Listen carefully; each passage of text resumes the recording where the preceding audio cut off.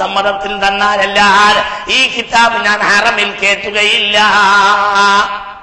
കുറെ ദിവസം അവിടെ കാത്തിരുന്നു. റസൂലുള്ളാഹിനെ പരീക്ഷിച്ച് റസൂലുള്ളാഹി വന്നില്ല. ആണ് കാത്തിരുന്നു.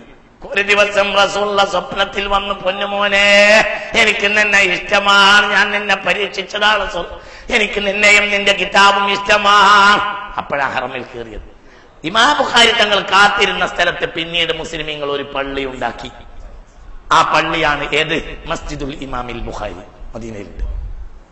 എങ്ങനെയും ഇമാം ബുഖാരി വെച്ചത് രാജാവിന്റെ ആളുകളായിരുന്നു അക്കാലത്തെ മൂല്യന്മാര്. രാജാവിന്റെ അവിടെ പോയിട്ട് രാജാവ് പറഞ്ഞേ, അങ്ങനെയാണല്ലോ, രാജാവ് പറഞ്ഞേ എന്റെ പെരിയിൽ ഒരു ക്ലാസ് നടത്താനാണ്. അത് നടക്കൂല. എന്റെ പെരിയില് ബുഖാറയിലെ വലിയ പള്ളി, ജുമാഅത്ത് പള്ളിയിലാണ് ക്ലാസ്. അത് നേരെ ഇതിനേക്കാൾ സൗകര്യമുള്ള ഓഡിറ്റോറിയം ഉണ്ട് അവിടെ, നമ്മളെ കൊട്ടാരത്തിൽ, അവിടെ നടത്തണം. നടക്കൂല. അപ്പോൾ പറഞ്ഞേ, എന്നാ വേണ്ട, പള്ളിയിലെ ക്ലാസ് നിർത്തണ്ട, ഒരു ക്ലാസ് അവിടെയും തുടങ്ങണം. അതിന്റെ കുട്ടികൾക്ക് മാത്രം. അതിക്ക് വേറെ ആൾ കയറാൻ പാടില്ല. അപ്പൊ അള്ളാഹ്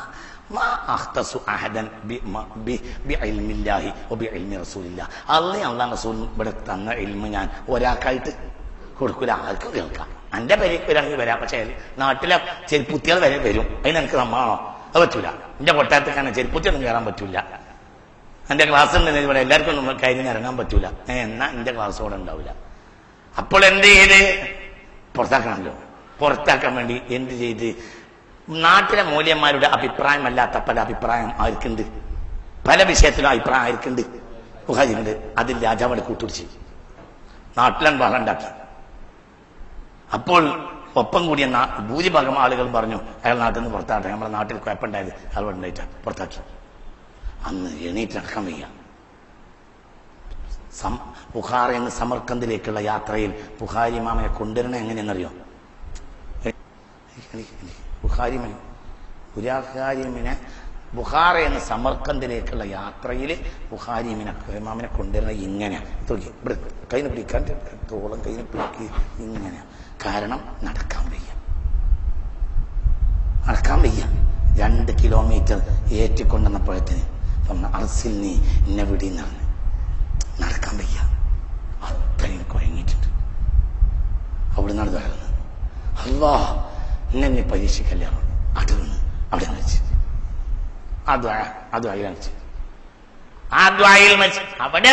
അവിടെ വെച്ച്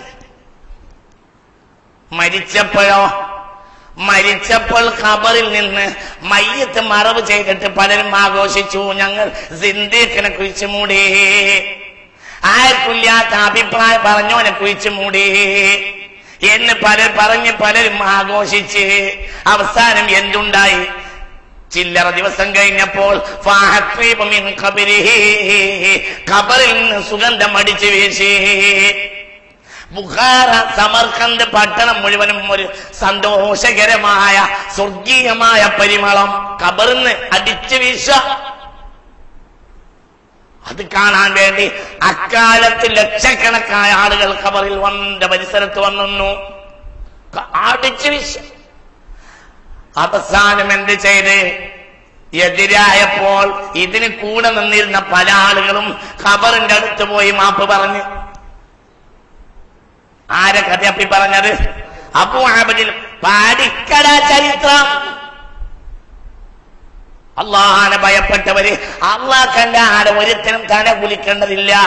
ഇന്നല്ല എടാ, ഈ ദുനിയാവ് ഒരുത്തന്റെയും ദുനിയാവല്ല, ഇത് പടച്ചറപ്പുരാന്റെ ദുനിയാവാ. ഇന്നൽ അർളില്ല, ഇത് പടച്ച ദുനിയാവാ. നമ്മളിവിടെ വയലുറയാൻ വന്നോലല്ലേ, നമ്മളെ പണി വയലുറയല്ല, പടച്ചോനെ പറഞ്ഞ. നമ്മൾ വയലുറയാൻ വന്നോലാ അല്ല, നമ്മൾ എന്തിനു വന്നതാ? പടച്ചോനെ പറഞ്ഞു. ഇന്നൽ അർളില്ല. ചരിത്രം പിടിക്കുക, ചരിത്രം പിടിക്കുക. ഷാഫി ഇമാമിനെ അടിച്ച വന്നത്, അടിച്ചിട വന്നത് ആര്? മുഹമ്മദ് ഇബ്നു ഇദ്രീസ് ശാഫിഈ അടിച്ചടും. അക്കാലത്തെ മൂല്യന്മാരും രാഷ്ട്രീയക്കാരും കൂടി അടിച്ചടും. അടിച്ച് തള്ളിട്ട് രോഗത്തിൽ മരിച്ച്. ഒരു നഫീസത്തുൽ മിത്ലിയെ മാത്രം ദ്വാരക്കും. നാട്ടിലെ മൂല്യന്മാരും നാട്ടിലുള്ള രാഷ്ട്രീയക്കാരും ഒക്കെ എതിരെ ആർക്ക്? ഷാഫിമാമന്. അങ്ങനെയൊക്കെ ഇവിടെ കഴിഞ്ഞു പോയിട്ടുണ്ട് എന്നും കൂടി മനസ്സിലാക്കിക്കൂടി. അങ്ങനെയൊക്കെ ഇവിടെ ഉണ്ടായിട്ടുണ്ട്. അവസാനന്റെ എല്ലാവരും അടിയാൾ കിട്ടി, അടിയിൽ വീണു, അതിലാടെ മരിച്ച്. ആരാണ് ഇമാം ഷാഫി? റസൂൽ ഹദീസ് പറഞ്ഞിട്ടുണ്ട്, ആലിമു ഖുറശീൻ യംലഉ തിബാഖൽ അർളി ഇൽമാ. ഭൂമിയുടെ ചക്രവാളം മുഴുവനും വിജ്ഞാനം നിറക്കുന്ന ഒരു പണ്ഡിതൻ വരുന്നുണ്ട്. ആരാണ് ഈ പണ്ഡിതൻ? മുഹമ്മദ് ഇദ്രീസ് ശാഫിഈ. അടിച്ചു വന്നത്, അടിച്ചിടണം. അബൂ ഹനീഫനെ മൻസൂർ അടിച്ചു വന്നത്. ഒരാൾ വരൽ എത്തണ്ടായില്ല. കാരണം ഇതൊന്ന് പോയി കിട്ടിയെങ്കിൽ നന്നായി എല്ലാവരും വിചാരിച്ചു. അടിച്ചു വന്നു. ആര്? പറയട അടിച്ചിട്ട് വന്നതാണ്. ആര്? അബൂ ഹനീഫ അടിച്ചു വന്നതാണ്. അടിച്ചു വന്നതാണ്. ആരടിച്ച്? ജൂതന്മാരാ? BJP? പറയട BJP ആണടാ അടിച്ചത്. BJP ആണടാ അടിച്ചത്. ബജ്റംഗ് ദളാണ് അടിച്ചത്. ആരടാ അടിച്ചത്? മാപ്പിളാര് അടിച്ചു വന്ന്. അടിച്ചു കൊല്ലണമെന്ന് മൂല്യന്മാര് പത്ത് കൊടുത്ത് അടിച്ചത് വന്ന്. അടിച്ചു വന്നു. മൂത്രദ്വാരത്തിലൂടെ അടി കിട്ടി ചോര വാർന്ന് മരിച്ചതാണ് അഹമ്മദ് ബിൻ ഹംബൽ. അഹമ്മദ് ഹംബൽ കാഫറാണ്. നാൽക്കാലത്തെ മൂല്യന്മാര് പത്ത് കൊടുത്ത്. മഹ്മൂൻ രാജാവ് ജയിലിട്ടിട്ട് അടിച്ചതുണ്ട്. അടിച്ചു.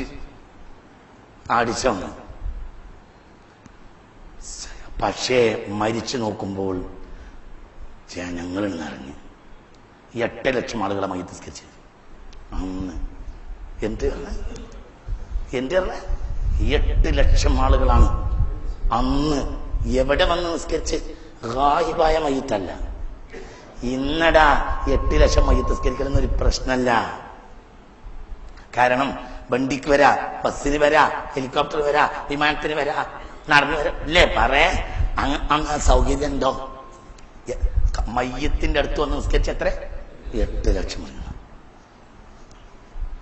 അഹമ്മദ് ബിൻ ഹംബൽ അടിച്ചു വന്നതാണ്.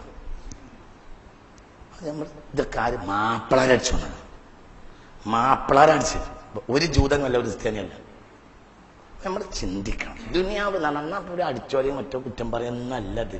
ദുനിയാവാണ്. ദുനിയാവ് മോമിന് ചെയ്യില്ല. മോമിൻ ഇവിടെ എന്തിനു വന്നടാ? മനസ്സിലായില്ല. മോമിൻ ഇവിടെ ജയിലിൽ കിടക്കാൻ തന്നെ വന്നതാ. അല്ലാതെ എന്തല്ല ഈ കൈവിലങ്ങുകളല്ലാതെ എന്നാണ് വയലാറ് പറഞ്ഞതിന് വന്നതല്ല. ഓനാണ് പടച്ചോനെ കളിയാക്കി. ഈശ്വരൻ ഒരിക്കൽ വിരുന്നിന് പോയി രാജകൊട്ടാരത്തിൽ വിളിക്കാതെ എന്ന് പടച്ചോനെതിരെ കവിത എഴുതിയത്. ആര്? ആ നിരീശ്വരവാദിയാണ്. ഓന്റെ പാട്ട് പറഞ്ഞാണ് കൈവിലങ്ങല്ലാതെ ഒന്നുമില്ല. നമ്മളിവിടെ കൈവിലങ്ങിന് വന്നതാ. നമ്മൾക്ക് ഇവിടെ അവിടെ നേരെ പോയി വേണ്ടുള്ളൂ. ഇവിടെ നമ്മൾ എന്തിനു വന്നതാ? അദ്ദുനിയാ സിജ്നുൽ മുഅ്മിനി. മുഅ്മിനായ മനുഷ്യൻ ഇവിടെ ജയിലിൽ കിടക്കാൻ വന്നതാ. ഇത് മുഅ്മിനായ മനുഷ്യന്റെ ജയില. നിങ്ങളിതൊക്കെ പഠിച്ചു. എവിടെയാണ് താരീഖ്? സുഖത്തിൽ കടന്നുറങ്ങിയ താരീഖ് എവിടെയാണ്? എടാ മുത്ത് റസൂലുള്ളാന്റെ എടാ ചിന്തിക്ക്. എന്റെ മക്കൾ മരിച്ചിട്ടില്ലെങ്കിലും എന്റെ ഒരു പേരക്കുട്ടി മരിച്ചിട്ടുണ്ട്. എന്റെ മകളെ കുട്ടിണ്ടായി മരിച്ചു. ഇവിടെ കാരന്തൂർ പള്ളിക്ക് മറവി റഹ്മത്തുള്ളാന്റെ പേരക്കുട്ടിനെ ഈ കാരന്തൂർ പള്ളിയിൽ ഒരു കുഴപ്പമില്ലാതെ മറവി എടുക്കണം. മുത്ത് റസൂലുള്ളാന്റെ പേരക്കുട്ടിനെടാ തല ഒരു സ്ഥലത്തും ഇങ്ങനെ കീറിയിട്ട് തല ഉടല് കെർബലയില, തല കെയ്റോയില. തലയും ഉടലും തമ്മിൽ 10,000-2,000 കിലോമീറ്റർ വ്യത്യാസം. ആരെ മക്കളെടാ ഇവിടെ?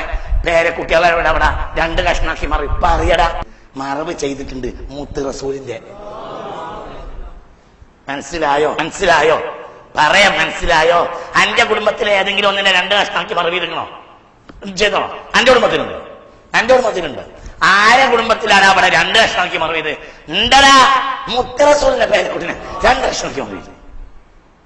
2 കഷ്ണം. ഏതാ?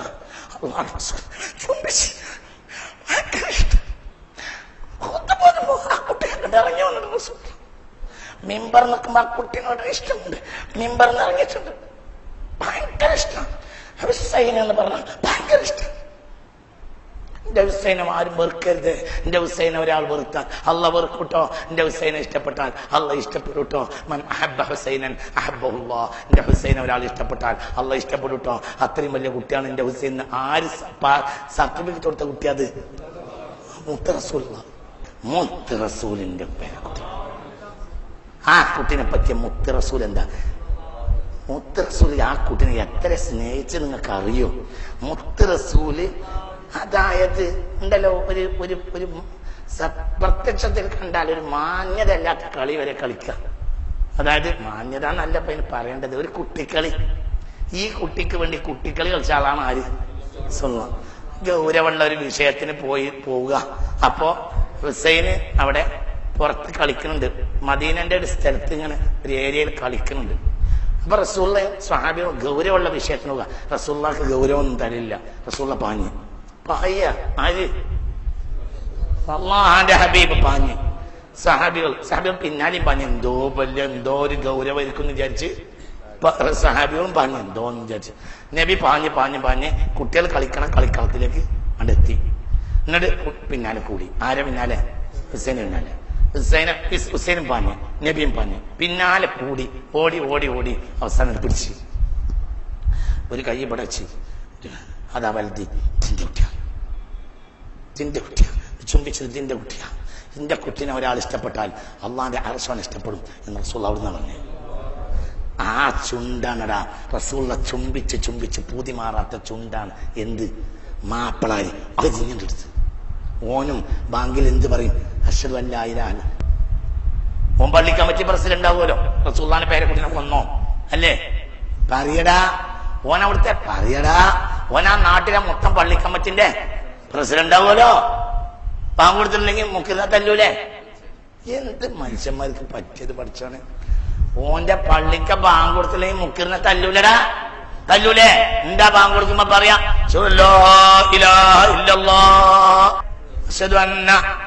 മുഹമ്മദ് റസൂലുള്ളാഹ്. അത് പറയിപ്പിച്ച് ഇങ്ങനെ ഊടി ഒരു ഊത്തുണ്ടല്ലോ ഇങ്ങനെ. നല്ല ഊത്താ, നല്ലതാ. അത് ബപ്പന് ഊതുന്നുണ്ടോ? ഏത്? ഈ ഊത്തിന് തെറ്റല്ല, ഇത് നല്ല ഊത്താ. അശ്ഹദു അന്ന മുഹമ്മദ് റസൂലുള്ളാഹ് എന്ന് പറയുമ്പോ ഊതിയിട്ട് മഹാന്മാർ ചെയ്തിരുന്നതാണ്. റസൂലുള്ളാഹിന്റെ ലിഖാഇന് വേണ്ടി, കൗസറിന് വേണ്ടിയും, കൗസറിനോട് റസൂലുള്ളാഹിനെ കാണാൻ വേണ്ടിയും അല്ലാഹു തൗഫീഖ് തരട്ടെ. അതൊക്കെ ബനും ചെയ്യുന്നുണ്ടാവും. ഓനാണ് എന്ത് ചെയ്തത്? അള്ളാഹ് റസൂലിന് ചുംബിച്ചിട്ട് പൂതി മാറാത്ത ചുണ്ടാണ്. ഏത്? ഹുസൈന ചുണ്ട്. അരിഞ്ഞെടുത്ത് എന്നിട്ട് കൊടും വേനലിലെ വെയിലില് ആ മുഖണ് കൊണ്ടുപോയി. ആ തലട് കൊണ്ടുപോയി എവിടേക്ക്? 12,000 ചില്ലാനം കിലോമീറ്റർ അപ്പുറത്തേക്കാണ് കൊണ്ടുപോയി. എവിടേക്ക്? കെയ്റോയിലേക്ക് കൊണ്ടുപോയി. അവിടെ വെക്കുമ്പോഴത്തേന് കരിവാളിക്കുന്ന വിചാരിച്ച് ഒന്നും പറ്റില്ല. പുഞ്ചിരിച്ചു കിടക്കുക. എവിടെ എത്തിയിട്ട്? കെർബലാണ്. കെയ്റോയിലേക്ക് ദൂരത്തിലെന്നറിയാം കുട്ടികളെങ്ങള്. അവിടെ എത്തി. നിങ്ങൾ മാപ്പൊന്ന് എടുത്ത് നോക്കി, അറ്റ്ലസ് എടുത്ത് അതിന്റെ ദൂരമൊക്കെ നടന്നു നോക്കി. അതൊക്കെ ദൂരം ഇന്നിപ്പം നെറ്റ് നോക്കിയാൽ കിട്ടുമല്ലോ. എത്ര 12,000 കിലോമീറ്റർ കഴിഞ്ഞ് ഈ വെയിലില് ഈ കഴുതക്കൂട്ടത്തിന്റെയും മുട്ടകക്കൂട്ടത്തിന്റെയും കൂടെ കൊണ്ടുപോയിട്ടും ഇത് കുഴപ്പമില്ല. അവിടെ മറവിയിട്ട് എല്ലാവരുടെ കുട്ടികൾക്കും ഒരു കബറ. റസൂലുള്ളാഹിന്റെ കുട്ടിക്ക് എന്ത്? അദ്ദുനിയാ സിജ്നുൽ മുഅ്മിനി. മുഅ്മിനായ മനുഷ്യന് ദുനിയാവ് ചെയ്യുക.